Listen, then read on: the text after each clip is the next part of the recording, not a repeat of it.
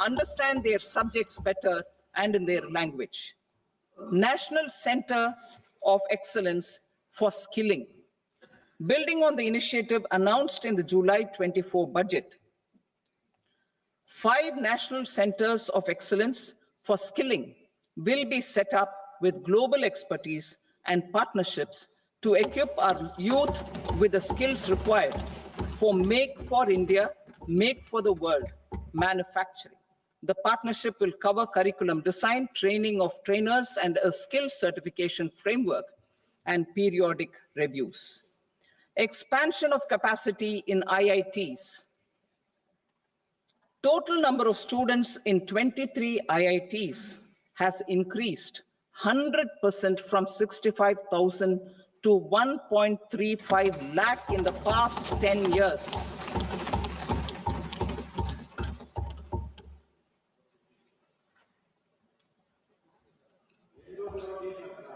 Additional infrastructure will be created in the 5 IITs started after 2014 to facilitate education for 6,500 more students. Hostel and other infrastructure capacity at IIT Patna will also be expanded.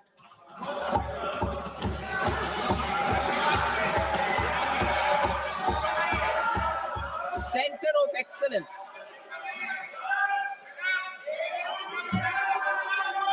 Center of Excellence in AI for Education.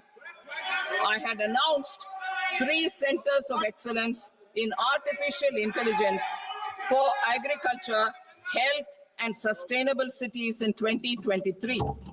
Now a center of excellence in artificial intelligence for education will be set up with a total outlay of 500 crores.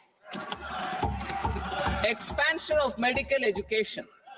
Our government has added almost 1.1 lakh undergraduate and postgraduate medical education seats in 10 years, an increase of 130%. In the next year, 10,000 additional seats will be added in medical colleges and hospitals towards the goal of adding 75,000 seats in the next 5 years. Daycare and cancer centers in all district hospitals. Our government will facilitate setting up of daycare cancer centers in all district hospitals in the next 3 years. 200 centers will be established in 25-26 itself. Strengthening urban livelihoods. Our government has been giving priority to assisting urban poor and vulnerable groups. A scheme for socio-economic upliftment of urban workers will be implemented to help them improve their incomes, have sustainable livelihoods, and a better quality of life. PM Swanidhi scheme has benefited more than 68 lakh street vendors, giving them respite from high-interest informal sector loans. Building on this success, the scheme will be revamped with enhanced loans from banks, UPI-linked credit cards with 30,000 rupees limit, and capacity building support. Social Security scheme for welfare of online platform workers. Gig workers of online platforms provide great dynamism to the new age services economy. Recognizing their contribution, our government will arrange for their identity cards and registration on the e-Shram portal. They will be provided healthcare under PM Jan Arogya Yojana. This measure is likely to assist nearly 1 crore gig workers.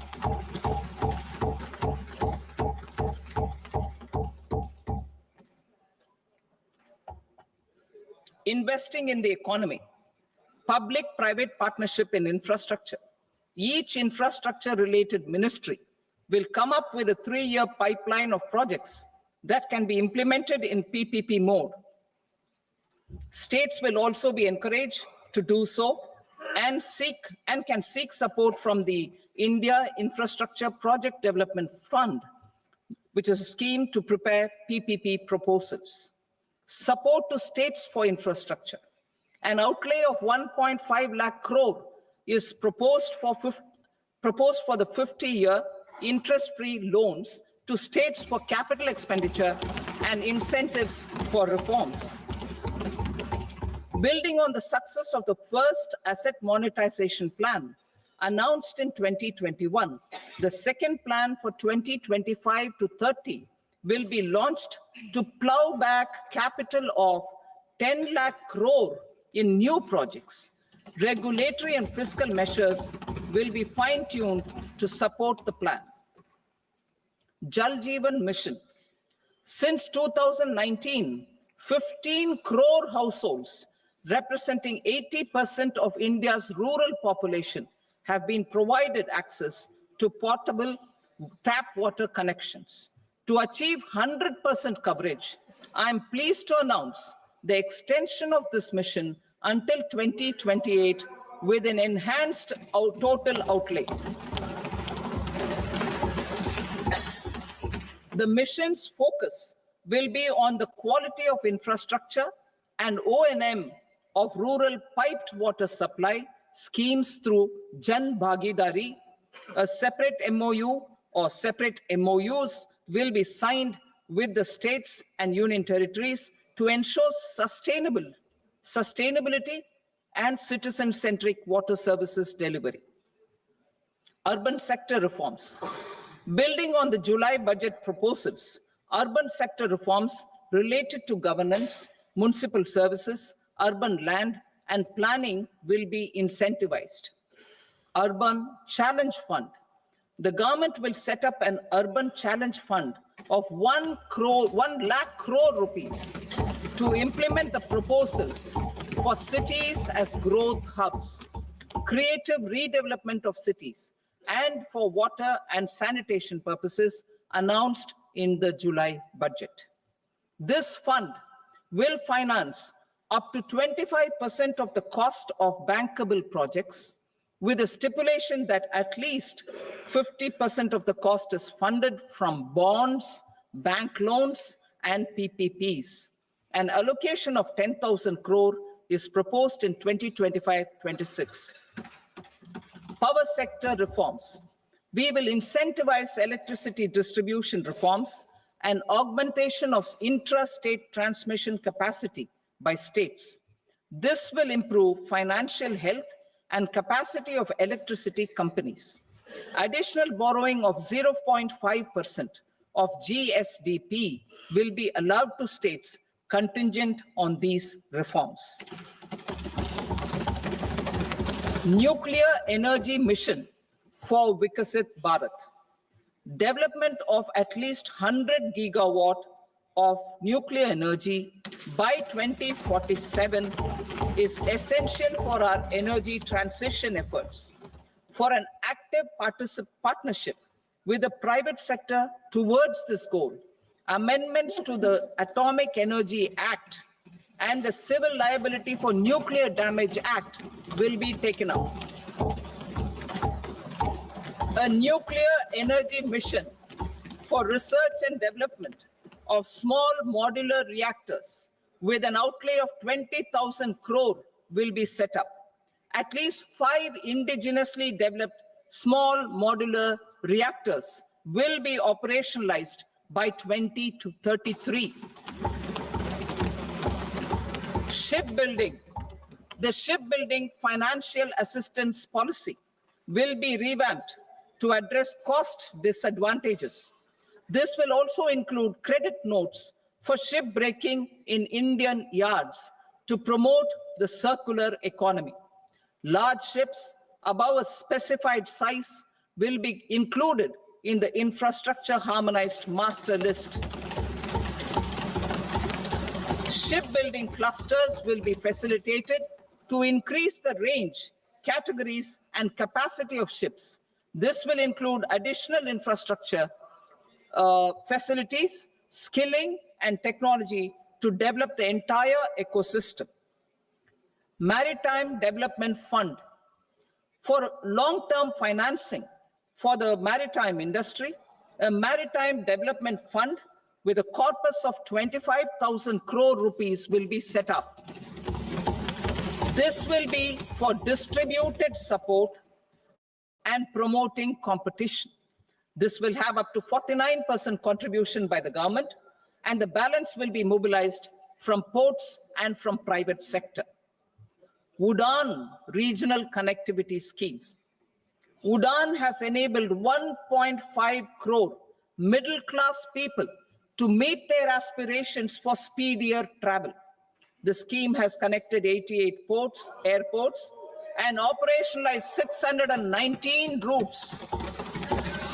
Inspired by that success, a modified UDAN scheme will be launched to enhance regional connectivity to 120 new destinations and carry 4 crore passengers in the next 10 years. 4 crore additional passengers in the next 10 years. The scheme will also support helipads and smaller airports in hilly, aspirational, and northeast regional districts. Greenfield airports will be facilitated in Bihar to meet the future needs of the state. These will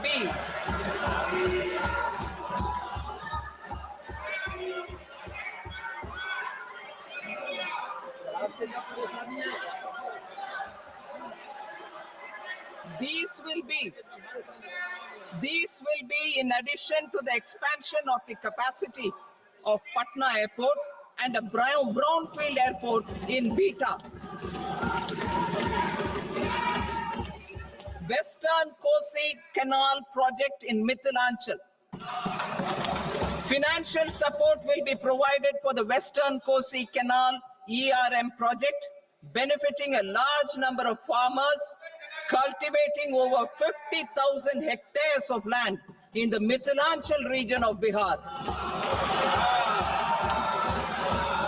Mining sector reforms. Mining sector reforms, including those for minor minerals, will be encouraged through sharing of best practices and institutions of a state mining index. A policy for recovery of critical minerals from tailings will be brought out. Under the special window for affordable and mid-income housing, SWAMI, 50,000 dwelling units in stressed housing projects have been completed and keys handed over to home buyers. Another 40,000 units will be completed in 2025, further helping middle-class families who are paying EMIs on loans taken for apartments while also paying rent for their current dwellings. Building on this success, SWAMI Fund 2 will be established as a blended finance facility with contribution from the government, banks, and private investors. This fund of 15,000 crore rupees will aim for expeditious completion of another 1 lakh units. PM Gati Shakti data for private sector. For furthering PPPs and assisting the private sector in project planning, access to relevant data and maps from the PM Gati Shakti portal will be provided. Tourism for employment-led growth. Top 50 tourist destination sites in the country will be developed in partnership with states through a challenge mode.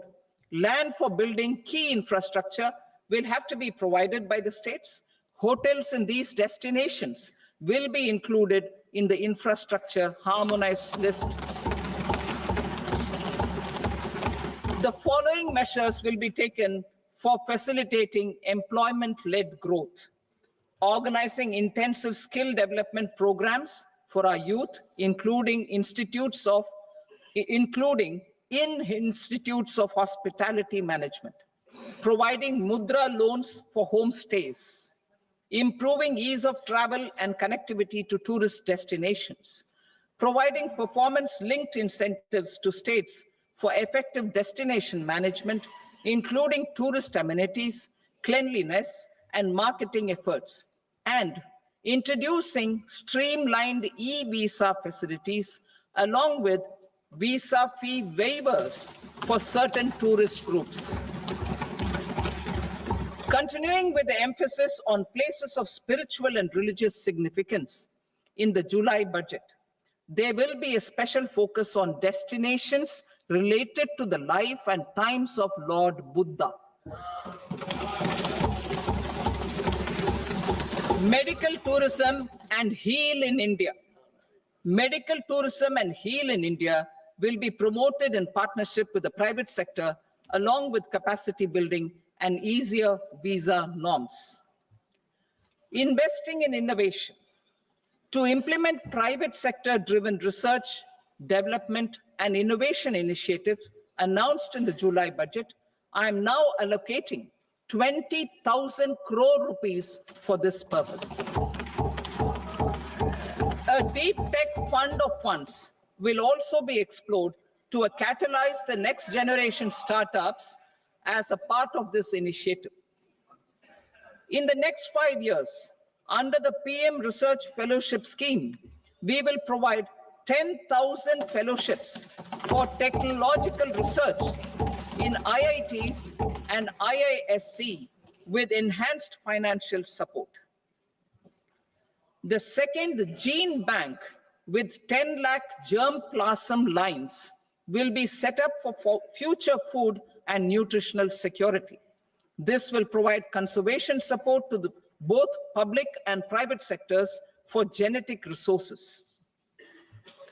We will start a national geospatial mission to develop foundational geospatial infrastructure and data. Using PM Gati Shakti, this mission will facilitate modernization of land records, urban planning, and design of infrastructure projects.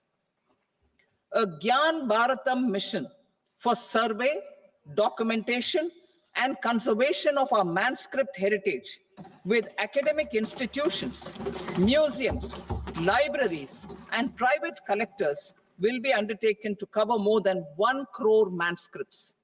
We will set up a national digital repository of Indian knowledge systems for knowledge sharing. Now I move to exports as the fourth engine. We will set up an export promotion mission with sectoral and ministerial targets driven jointly by the Ministries of Commerce, MSME, and Finance. It will facilitate easy access to export credit, cross-border factoring support, support to MSMEs to tackle non-tariff measures in overseas markets.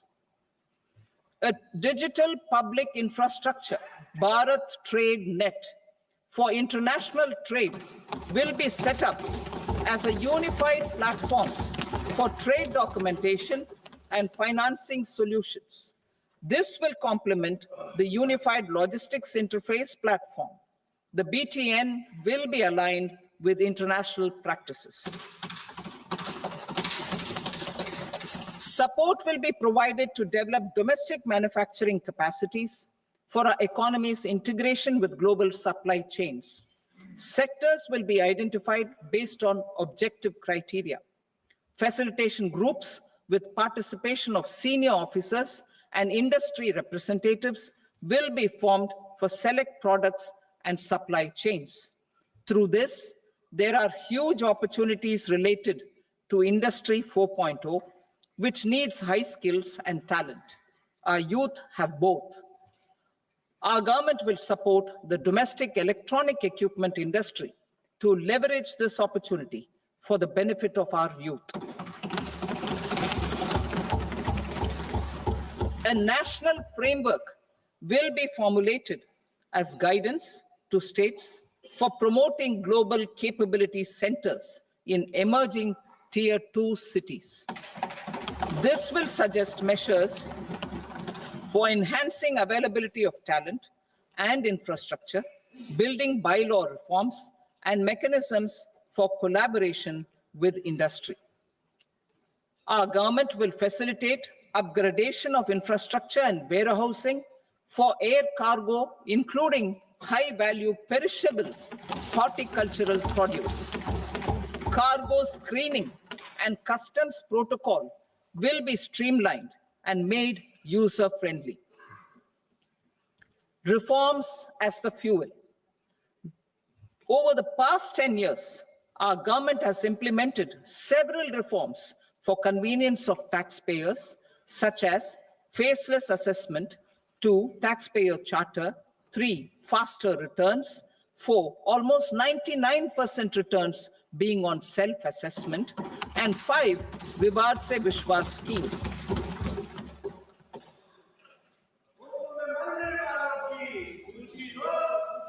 Continuing these efforts, I reaffirm the commitment of the tax department to trust first, scrutinize later.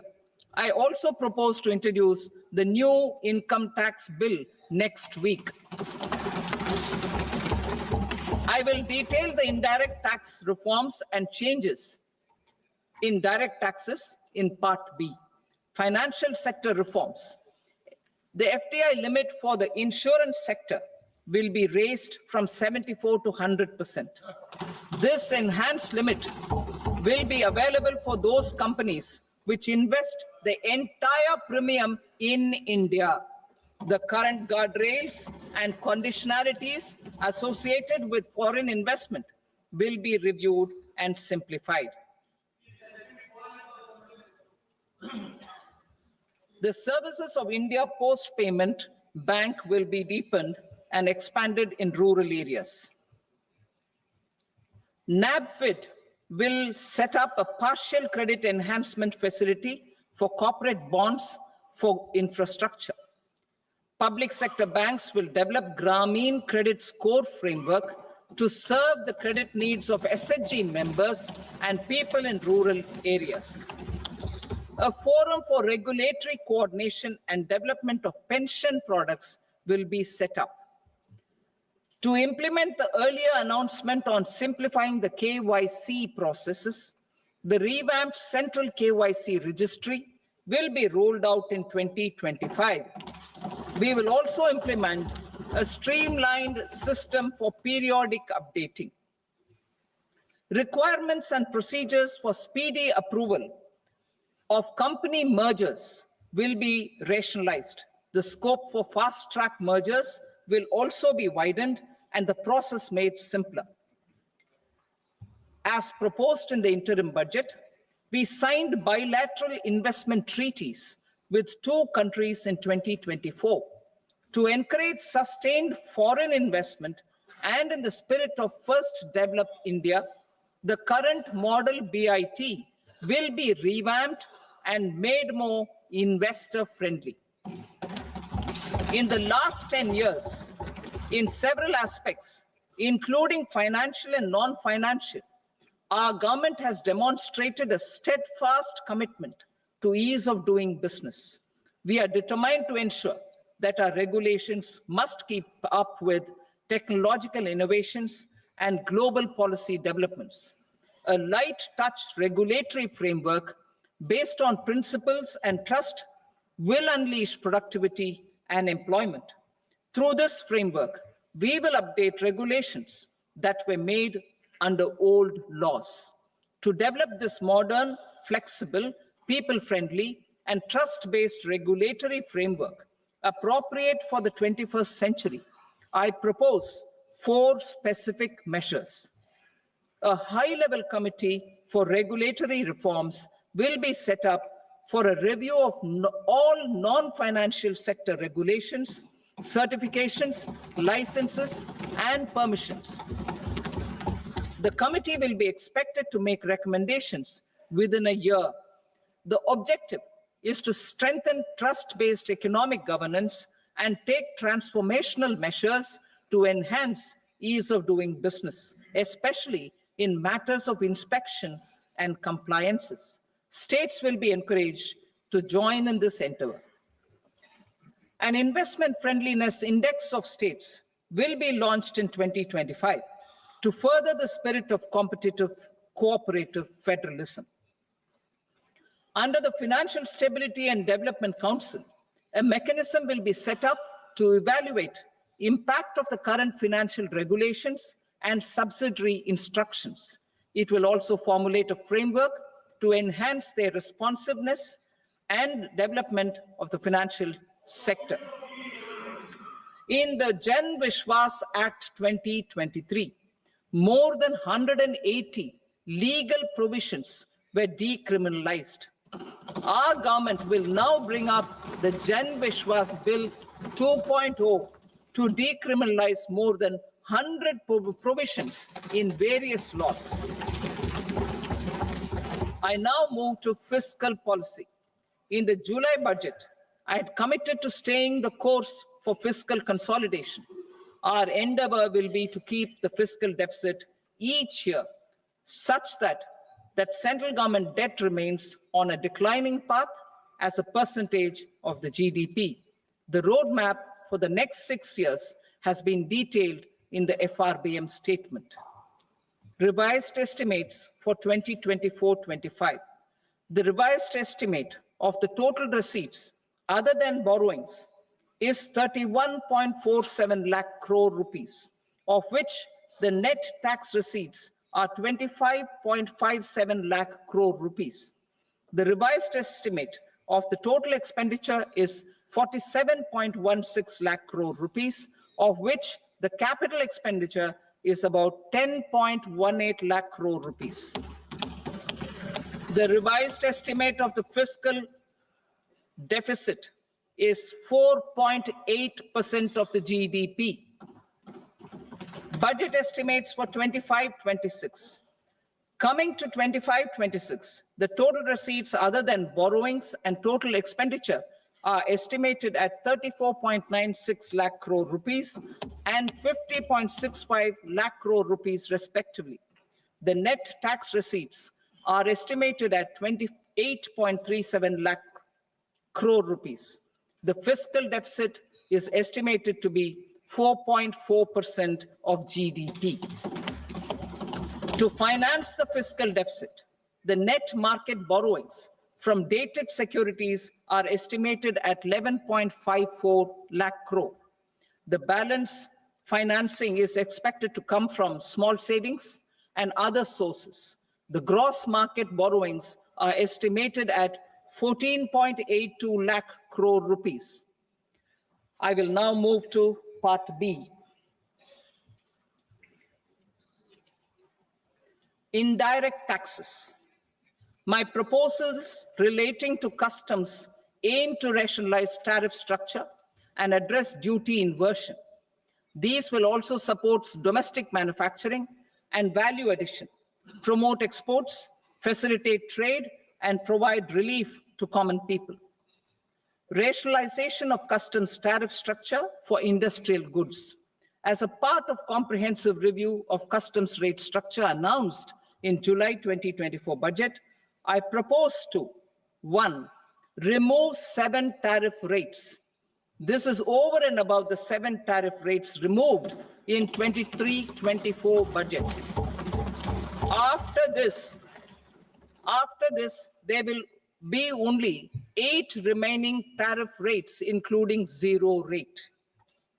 2. Apply appropriate cess to broadly maintain effective duty incidence, except on a few items where such incidence will reduce marginally. 3. Levy not more than 1 cess or surcharge. Therefore, I propose to exempt social welfare surcharge on 82 tariff lines that are subject to a cess. I shall now take up sector-specific proposals. To provide relief to patients, particularly those suffering from cancer, rare diseases, and other severe chronic diseases, I propose to add 36 life-saving drugs and medicines to the list of medicines fully exempted from basic custom duty.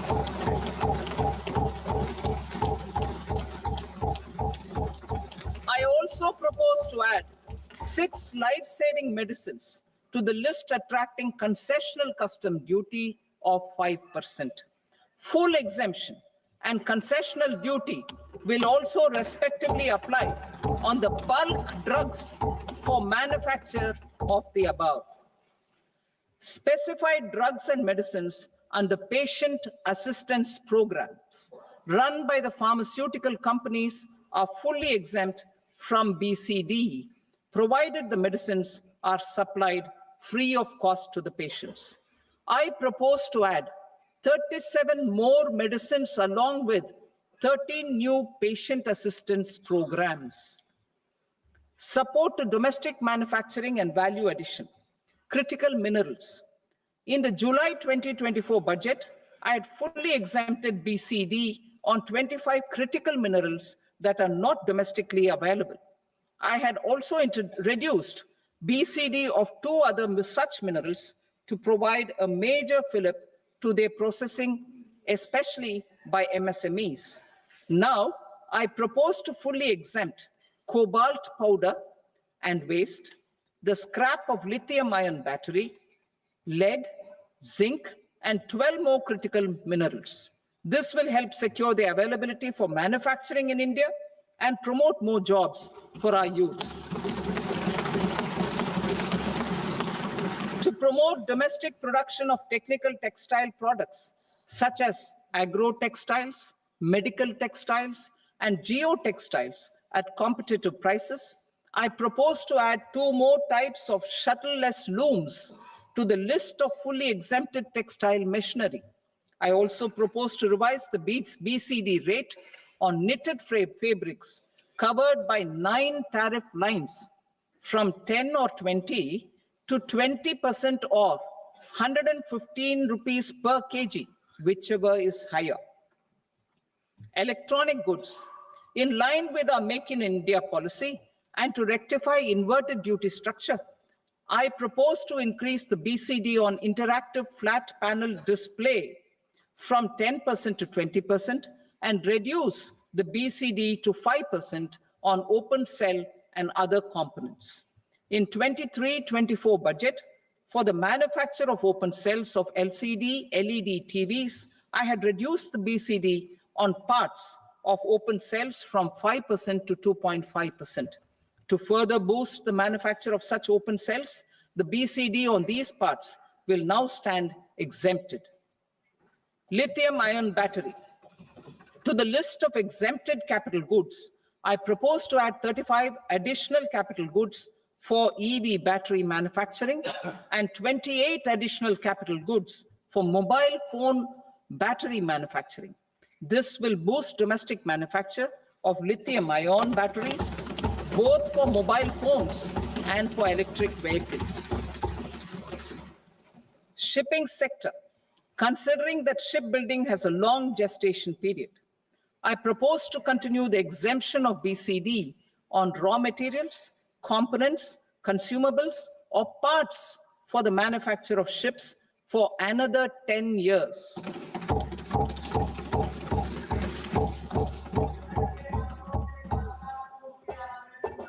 I also propose the same dispensation for shipbreaking to make it more competitive.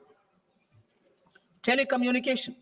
To prevent classification disputes, I propose to reduce the BCD from 20% to 10% on carrier-grade Ethernet switches to make it at par with non-carrier-grade Ethernet switches. Export promotion.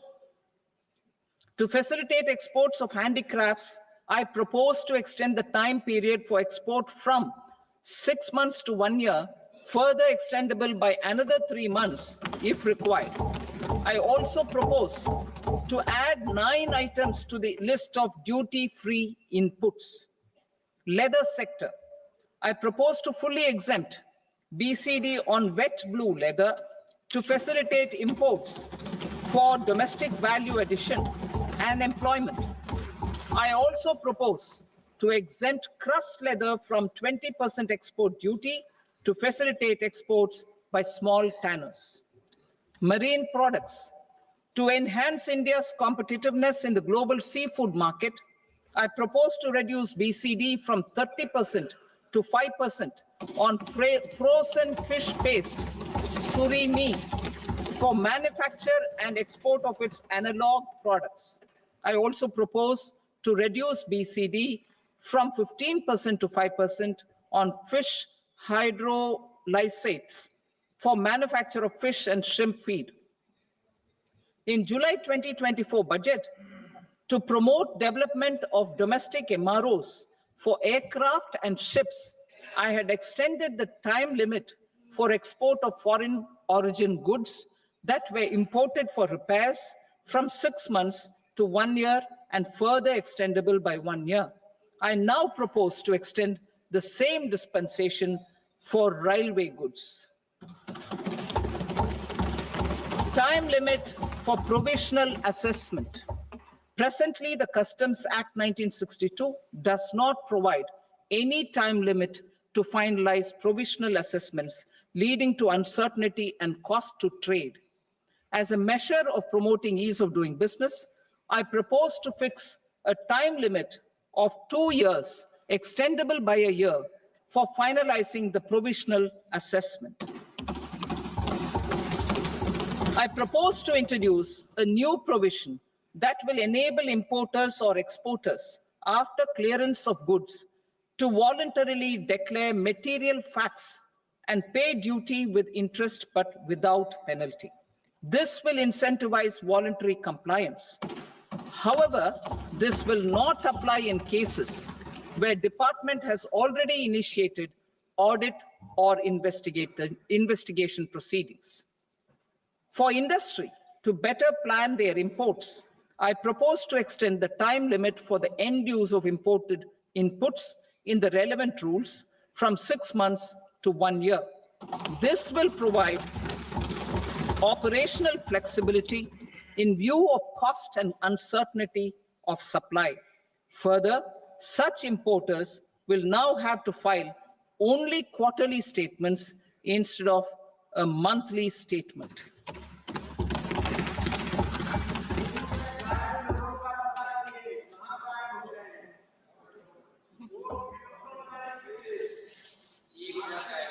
I now come to my direct tax proposals. In Part A, I have briefly underlined taxation reforms as one of key reforms to realize our vision of Vikasit Bharat. In respect of criminal law, our government had earlier ushered in Bharatiya Nyaya Sanhita, replacing Bharatiya Danda Sanhita. I am happy to inform this August House and the country that for new income tax bill will carry forward the same spirit of Nyaya in its drafting as well.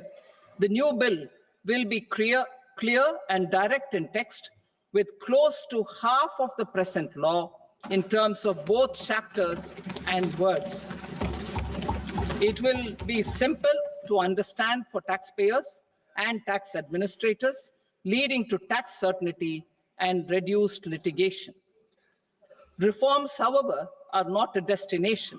They are means to achieve good governance for our people and economy. Providing good governance primarily involves being responsive. The Tirukural captures this in verse 542, which reads, "Vaanokki vaazhum ulagallam, mannavan kol nokki vaazhum kudi," meaning, just as the living beings live expecting rains, citizens live expecting good governance. Our government is committed to keeping an ear to the ground and a finger on the pulse and responding while balancing our national building efforts.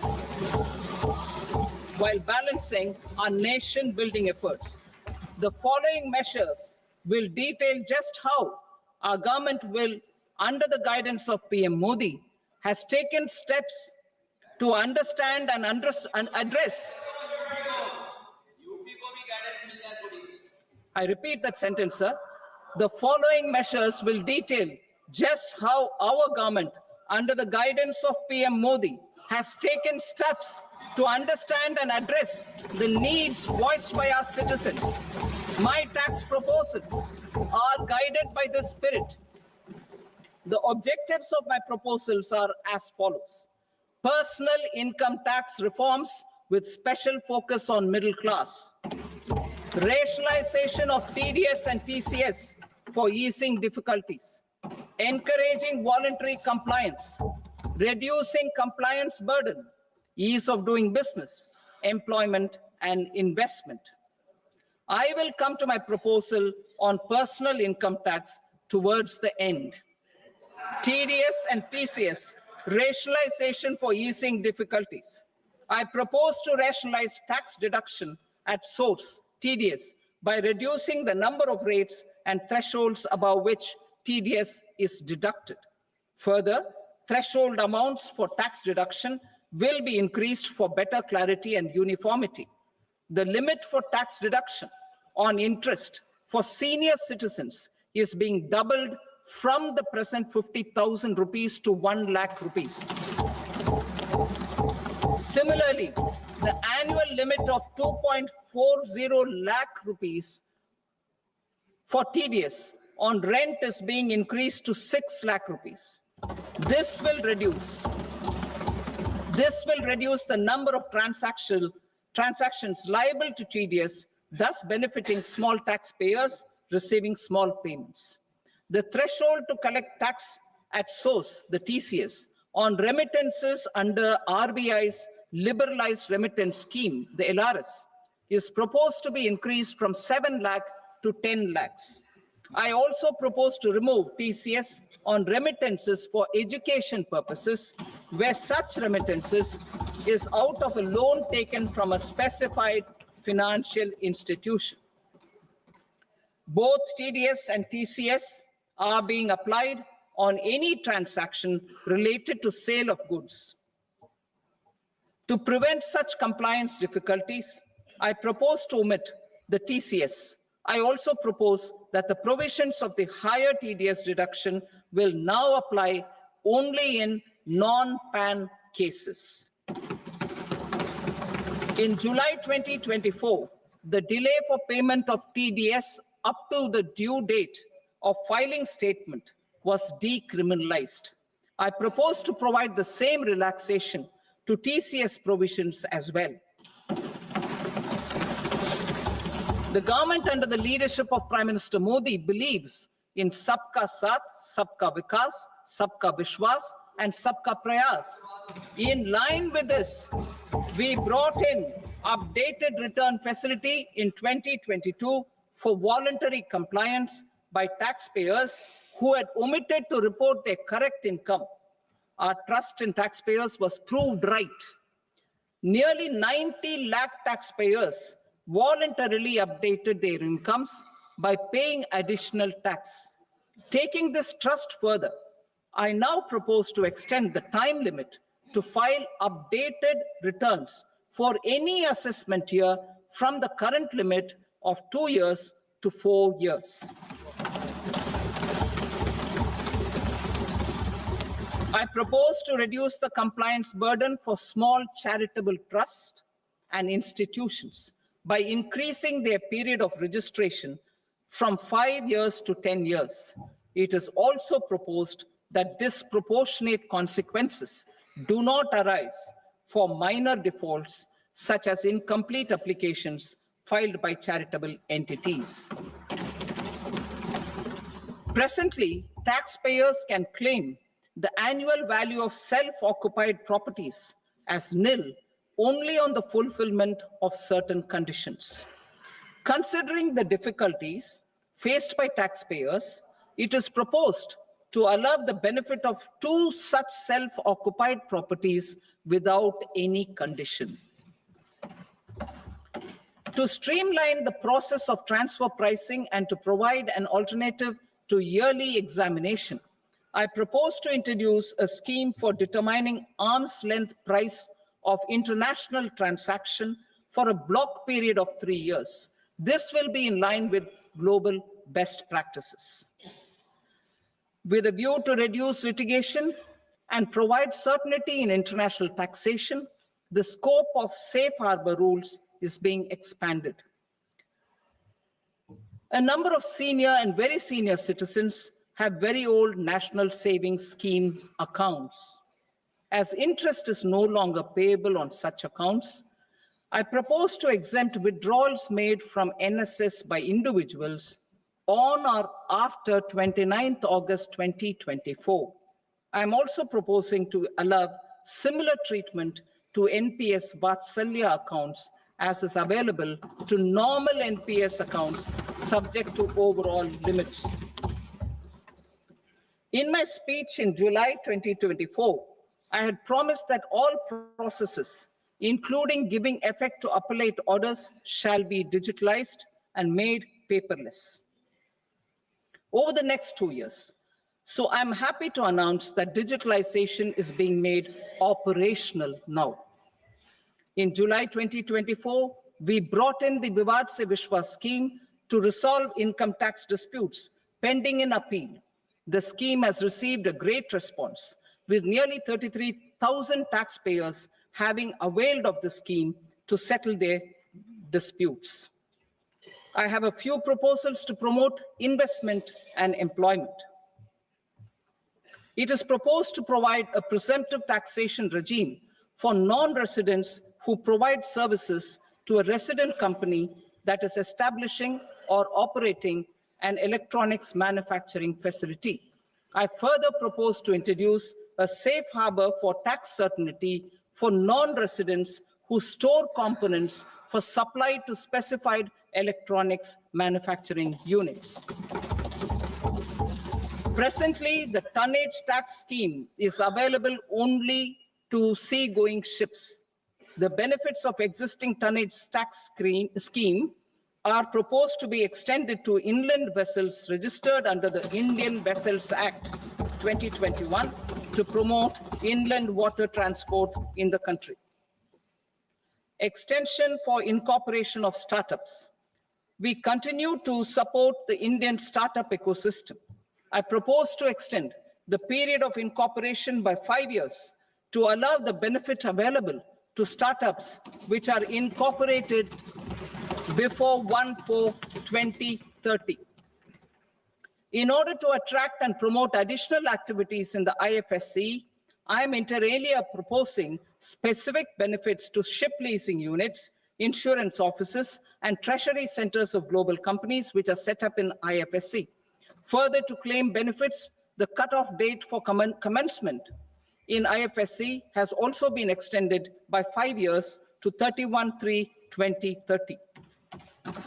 Category 1 and Category 2 AIFs are undertaking investments in infrastructure and other such sectors. I propose to provide certainty of taxation to these entities on the gains from securities, to promote funding from sovereign wealth funds and pension funds to the infrastructure sector. I propose to extend the date of making an investment by 5 more years up to 31st March 2030.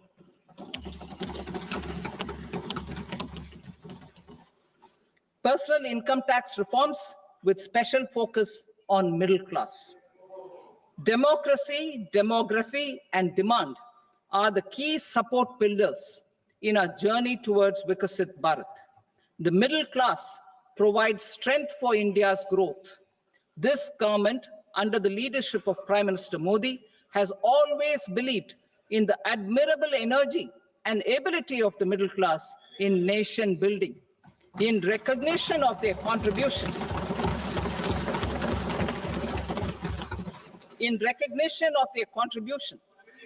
we have periodically reduced their tax burden. Right after 2014, the nil tax slab was raised to 2.5 lakhs of rupees, which was further raised to 5 lakh rupees in 2019 and to 7 lakh rupees in 2023. This is reflective of our government's trust on the middle class taxpayers. I am now happy to announce that there will be no income tax payable up to income of 12 lakh rupees.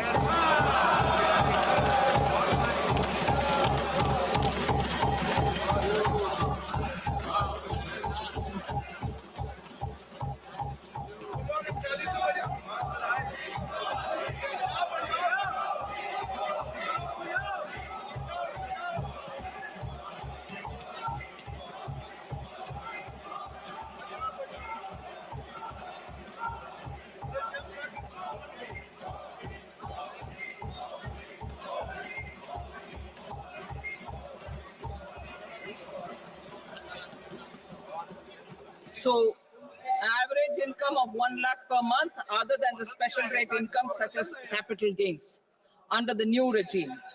This limit will be 12.75 lakh for salaried taxpayers due to the standard deduction of 75,000. Slabs and rates are being changed across the board to benefit all taxpayers. The new structure will substantially reduce the taxes of the middle class and leave more money in their hands, boosting household consumption, savings, and investment. In the new tax regime, I propose to revise tax rate structures as follows: 0 to 4 lakh rupees nil, 4.8 lakh rupees to 4 to 8 lakh rupees 5%, 8 to 12 lakh rupees 10%, 12 to 16 lakh rupees 15%, 16 to 20 lakh rupees 20%, 20 to 24 lakh rupees 25%, and above 24 lakh rupees 30%. To taxpayers up to 12 lakh of normal income other than special rate income such as capital gains. I read that again. To taxpayers up to 12 lakh of income other than special rate income such as capital gains, tax rebate is being provided in addition to the benefit due to slab rate reduction in such a manner that there is no tax payable by them. The total tax benefit of slab rate changes and rebate at different income levels can be illustrated with a few examples. A taxpayer in the new regime with an income of 12 lakh rupees will get a benefit of 80,000 rupees in tax, which is 100% of tax payable as per the existing rates. A person having income of 18 lakh rupees will get a benefit of 70,000 rupees in tax. That is 30% of tax payable as per existing rates. A person with an income of 25 lakh gets a benefit of 1,10,000 rupees. That is 25% of his tax payable as per existing rates. Details of my tax proposals are given in the annexure.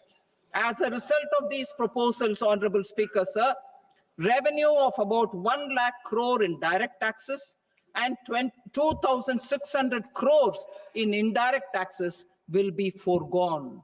Mr. Speaker, sir, with this, I commend the budget to this august House.